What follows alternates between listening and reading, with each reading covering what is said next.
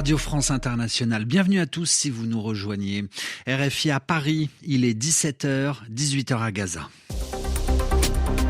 Le journal en français facile. Adrien Delgrange. Mercredi 29 novembre, Gaza est à la une de cette édition. Le Hamas serait prêt à prolonger la trêve de 4 jours et à libérer davantage d'otages. Rien n'est encore sûr. Israël ne confirme pas pour l'instant. L'ouverture de la COP28 demain à Dubaï, également au sommaire de ce journal. Le président de cette conférence internationale sur le climat sera observé de près, nous dira Simon Rosé. L'actualité judiciaire en France, le ministre de la Justice, Éric Dupond-Moretti, relaxé cet après-midi. Il n'est pas coupable des faits qui lui aient été reprochés. Et puis, une arnaque éclate au grand jour. Des étudiants originaires du Bénin ont été bernés, trompés par une fausse école de commerce en France. Victor Cariou nous raconte cette mauvaise histoire à la fin du journal. La trêve va-t-elle continuer à Gaza ou les combats vont-ils reprendre ? C'est le 6e jour consécutif où la bande de Gaza n'est pas bombardée par l'armée israélienne. Pendant ce temps-là, des otages sont libérés en échange de prisonniers palestiniens qui retrouvent eux aussi la liberté. Cette trêve, déjà prolongée une fois, a permis jusqu'à présent la libération de 60 otages israéliens et de 180 détenus palestiniens. Ce temps de pause doit s'arrêter demain matin, 7h, heure de Gaza. Mais Muriel Paradon, une source proche du Hamas, indique que le mouvement islamiste serait d'accord pour prolonger cette trêve de 4 jours. Oui, et si cette trêve était confirmée, eh bien cela permettrait de continuer les échanges de prisonniers, 10 otages contre 30 détenus palestiniens par jour, selon les termes de l'accord initial. Concernant ces otages, le Hamas vient d'annoncer la mort de 3 d'entre eux, une femme israélienne et ses 2 enfants âgés de 4 ans et 10 mois. Ils auraient été tués selon le mouvement islamiste dans un bombardement israélien avant le début de la trêve. L'armée israélienne dit vérifier cette information. Le Hamas affirme par ailleurs avoir libéré aujourd'hui 2 Russes, 2 femmes, après, je cite, les efforts du président Vladimir Poutine, qui est considéré comme un soutien à la cause palestinienne. Les otages sont de plusieurs nationalités et leurs pays n'ont pas toujours le même poids, le même pouvoir pour faire pression et libérer leurs concitoyens. Cela dépend de leur position. En tout cas, les négociations qui se font à l'aide du Qatar, de l'Égypte et des États-Unis continuent pour tenter de faire prolonger cette trêve entre Israël et le Hamas. C'est encore une fois pour libérer les otages, les prisonniers, mais aussi pour faire rentrer davantage d'aide humanitaire à Gaza qui en a cruellement besoin. Muriel Paradon, non loin de Gaza, en Cisjordanie occupée, le ministère palestinien de la Santé annonce la mort de 2 enfants qui meurent sous les tirs israéliens. Oui, un enfant de 8 ans et un adolescent de 15 ans auraient été tués à Jenin, cette ville du nord de la Cisjordanie occupée, qui est régulièrement visée dans les raids de l'armée israélienne. On peut voir sur des vidéos qui circulent sur Internet 2 jeunes tombés apparemment sous les balles en pleine rue. Dans le même temps, un enfant de 12 ans aurait été arrêté ailleurs, vers Ramallah. Les tensions sont très fortes en ce moment en Cisjordanie, territoire palestinien occupé par Israël, on le rappelle. L'armée et les colons israéliens sont accusés de réprimer la population palestinienne alors que les regards sont tournés vers Gaza. Merci Muriel. Muriel Paradon dans votre journal en français facile, et c'est dans ce contexte que le secrétaire d'État américain Anthony Blinken doit arriver dans quelques heures en Israël avec pour objectif prolonger le cessez-le-feu. Les services du secrétaire d'État américain font également savoir qu'Anthony Blinken se rendra aussi en Cisjordanie occupée. RFI à Paris, 17h04, la suite de ce journal avec la COP28, cette conférence sur le climat qui débute demain à Dubaï, aux Émirats Arabes Unis. Sultan Al-Jaber préside ce rendez-vous. Il n'est autre que le patron de la compagnie pétrolière nationale du pays, Simon Rosé, à moins de 24 heures du début de cet événement planétaire.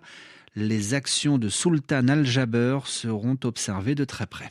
Malgré la situation internationale, malgré la polémique qui a suivi sa nomination à la tête de cette COP28, Sultan Al-Jaber veut voir le verre à moitié plein. Les négociations climatiques sont l'un des rares endroits où le multilatéralisme prévaut encore et il l'assure, il sera un président impliqué avec une mission, maintenir en vie l'objectif de limiter le réchauffement climatique à plus 1,5 degré. Il se dit d'ailleurs prudemment optimiste quant à l'issue des débats. Les enjeux de cette COP sont pourtant énormes. C'est certainement la plus importante depuis celle de 2015 qui a abouti à l'adoption de l'accord de Paris. Il sera en effet évidemment question de climat, mais également de financement international de la transition énergétique. Cette COP 28 doit également permettre de finaliser la création d'un fonds pertes et préjudices à destination des pays les plus touchés par les événements météo extrêmes. Sur ce dernier point, Sultan Al-Jaber note les progrès réalisés lors des dernières sessions de négociation.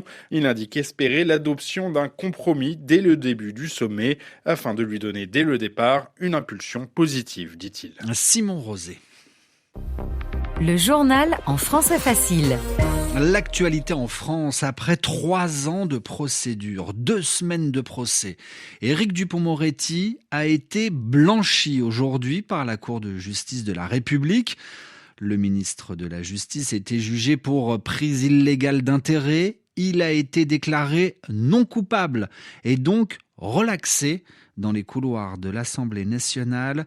Quelques minutes après cette annonce, écoutez la réaction du député d'extrême droite, député RN Thomas Ménager, au micro de Charlotte Urien-Tomaca.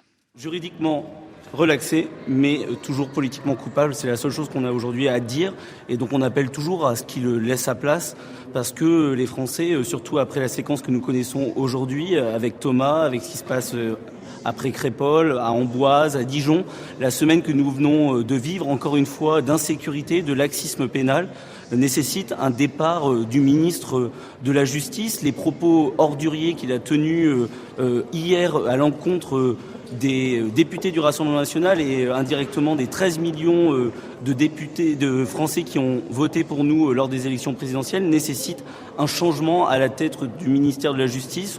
Mais après, nous respectons toujours au Rassemblement national les décisions de justice. Le député RN Thomas Ménager, dans la foulée, le président de la République Emmanuel Macron a reçu cet après-midi le ministre de la Justice pour lui faire part de son soutien.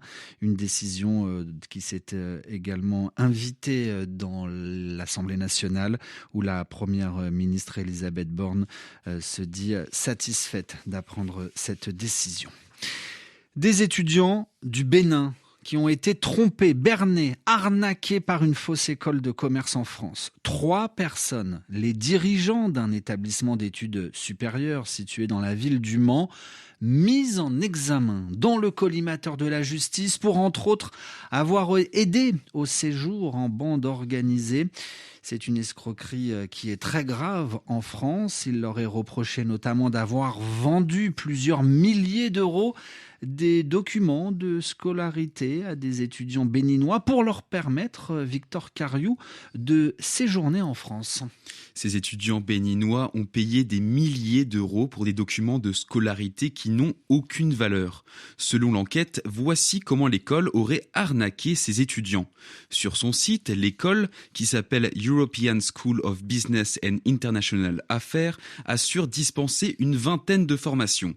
Pour y accéder et venir étudier en France dans la ville du Mans, plusieurs dizaines d'étudiants béninois déboursent des milliers d'euros, sauf que à la fin, ils n'obtiennent pas les cours demandés. Selon le journal Ouest France, les étudiants n'auraient finalement droit qu'à quelques heures d'anglais ou de comptabilité. La seule chose qu'ils obtiennent, c'est ce fameux faux document de scolarité. C'est ce papier qui, à l'époque, permettait aux étudiants de venir depuis le Bénin, en France, puis d'y rester. L'enquête a ensuite montré que ce document n'avait aucune valeur juridique. Les étudiants béninois ne savent donc pas s'ils pourront rester en France. De son côté, l'enquête se poursuit. Les 3 suspects risquent jusqu'à 10 ans de prison. Victor Cariou, dans votre journal en français facile, où que vous soyez sur la planète, que ce soit au Bénin ou en France. Merci à tous d'être fidèles au journal en français facile que vous pouvez retrouver à tout moment sur nos différentes applications, plateformes de podcast. Mais tout de suite, place à Radio Foot International.